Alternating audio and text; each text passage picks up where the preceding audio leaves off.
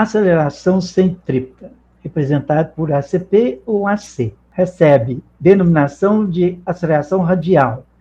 Porque radial apresenta a mesma direção do raio. Olha lá, ó. O raio é o segmento que você liga qualquer ponto da circunferência até o centro da circunferência. A aceleração centrípeta é sempre na direção do raio. E a função dela, variar ou mudar a direção do vetor velocidade. Então, característica da aceleração centrípeta, ACP. Primeiro, é responsável pela mudança ou variação da direção do vetor velocidade. E como que calcula a velocidade? V igual a ΔS sobre ΔT. Só que agora, a distância é a fórmula do comprimento da circunferência, lá da geometria plana da matemática. Ó. Descreveu uma circunferência, lembrar lá da matemática, ó, geometria plana. O ΔS é o comprimento da circunferência. A formulinha é 2π vezes o raio. O tempo vai ser dado, né, para completar uma volta. E o modo da aceleração centrípeta é sempre essa formulinha aqui, ó. Velocidade ao quadrado dividido pelo raio. Vamos ver a representação da aceleração centrípeta sempre, né, representado ou na direção do raio da circunferência. Por isso que ele é chamado também de aceleração radial.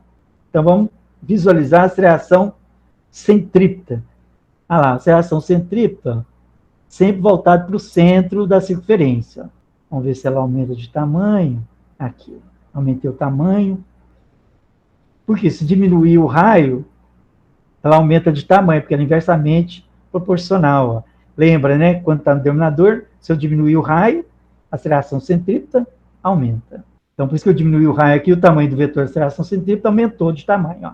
Olha lá, o vetor rosa, ó, sempre orientado para o centro da circunferência, ó, sendo na direção radial do raio. Então, é assim que vai vir nas provas de concurso. Vai mostrar um vetor. Aí vai me perguntar, o vetor que é voltado para o centro da circunferência recebe a denominação de quê? Resposta, aceleração centrípeta ou aceleração radial, porque a direção dela é a direção do raio da circunferência. Olha lá, para cada posição, lá, o vetor rosa ou magenta, né? Sempre orientado para o centro da trajetória. Então, isso aqui são os vetores aceleração. E o vetor que está voltado aqui para o centro, então, vetor rosa, sempre, né, direção do raio, ou sempre direção centrípeta, voltado para o centro. Por isso que achamos centrípeta. Aceleração voltada para o centro. Então, não tem como errar isso na prova, né, gente? E velocidade sempre tangente, né, gente? Aqui, ó. A velocidade sempre tangente, mudando de direção, mas o tamanho também não muda. O módulo é constante, olha lá. O da velocidade, o tamanho da seta, da velocidade tangencial, por isso que ela é chamada tangencial linear, tem módulo constante, olha lá. O tamanho também não muda. Então, primeiro exercício sobre movimento circular. Esse aqui é um pouco trabalhoso por causa, devido à transformação aqui das grandezas, né? Porque a unidade do sistema internacional é metro por segundo. Então, aí você tem que lembrar que 1 hora é 3.600 segundos. Provavelmente, isso aqui vai ser obrigado a dar, né? Essas transformações, certo? Aí você só tem que fazer essas operaçõezinhas aqui de transformação. Então, vamos lá. A Terra leva 24 horas para completar a rotação, que é o dia terrestre, que é 24 horas, corresponde ao movimento de rotação da Terra em torno do seu eixo. Para a Terra completar uma volta, ou uma rotação em torno do seu eixo, gasta quanto tempo em hora? 24 horas. E nós vimos que o tempo gasto para completar uma volta é chamado de período. Então, o período ΔT é 24 horas. Considerando o raio da Terra no Equador é igual, então, raio R no Equador da Terra, aproximadamente igual a 6.400 quilômetros. Então, aqui, tinha que transformar o tempo em hora para segundo e o raio em quilômetro para metro, porque ele quer a velocidade linear em metro por segundo. Então, vamos lá. 1 hora é 3.600 segundos. Então, o ΔT 24 horas fica 24 vezes Então, no lugar do H de hora, substitua por 3.600 segundos. Então, o intervalo de tempo vai ficar 24 vezes 3.600 segundos. Agora, o deslocamento, quando é uma volta completa, nós vimos, né? Aqui, ó. Olha lá. O deslocamento, ΔS, ou a distância, para uma volta completa sobre a circunferência, sobre o arco da circunferência, é a fórmula do comprimento da circunferência. Então, agora, o ΔS, ou a distância percorrida em uma volta completa na circunferência, é essa formulinha aqui, ó, 2π vezes o raio. Geralmente é dado no Enem. Distância, ou ΔS, quando a trajetória é uma circunferência, ó, rotação significa que é circunferência, e aceleração centrípeta também significa que é uma circunferência. Então, ΔS é 2π vezes o raio. Ele pediu para substituir o π por 3,14. Então, vai ficar 2 vezes 3,14, vezes o raio, que é 6.400 quilômetros, e cada quilômetro, ó, você tem que substituir por 1.000 metros. Por quê? 1 quilômetro é 1.000 metros. Então, a distância, o ΔS, vai ficar só um pouco trabalhoso, né? 2 vezes o valor de π, que é 3,14, vezes o valor do raio, que é 6.400 quilômetros, aí substituo quilômetro por 1.000, porque cada quilômetro é 1.000 metros. Ele quer a velocidade em metro por segundo e depois a aceleração em metro por segundo quadrado. Então, vai ficar 2 vezes 314, por quê? Ó, tem duas casas depois da vírgula, se cancelar a vírgula com 2 zeros aqui dos 6.400.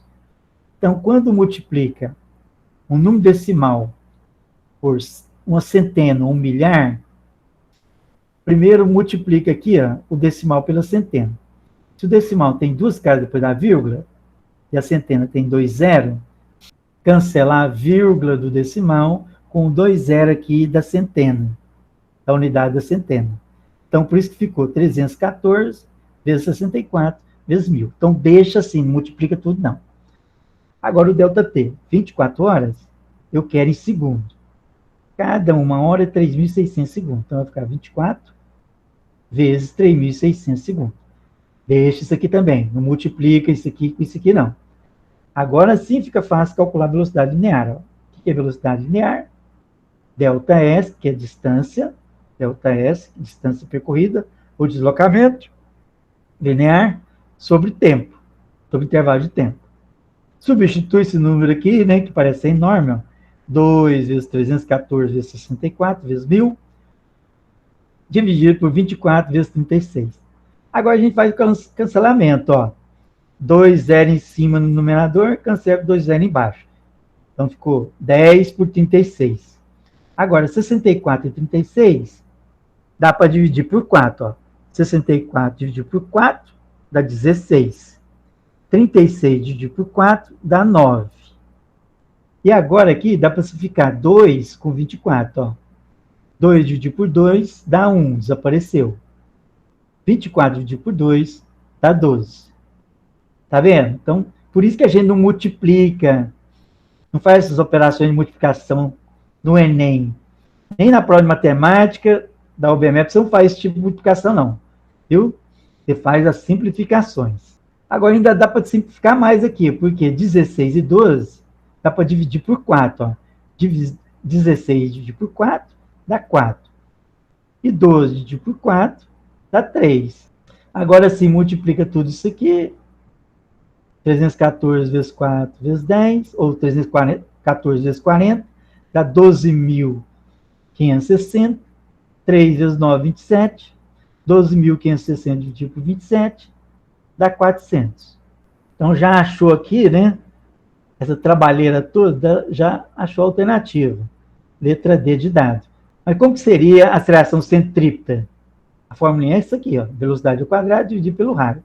Aí, de novo, esse número grande, né? 465 ao quadrado, dividir pelo raio em metro, ó. 6.400 vezes 1.000. Então, esse tipo de conta, muito difícil de aparecer no Enem, viu, gente? Só apareceu aqui porque, às vezes, para atrapalhar o aluno, né? Aparecem essas contas enormes aqui. Então, 465 ao quadrado é 465 vezes 465. Vai dar esse número enorme aqui, né? 216.225. E o raio aqui vai dar 6.400.000. Esse número, 216.225, dividido por 6.400.000, dá um número muito pequeno, né? 0,03 metros segundo ao quadrado.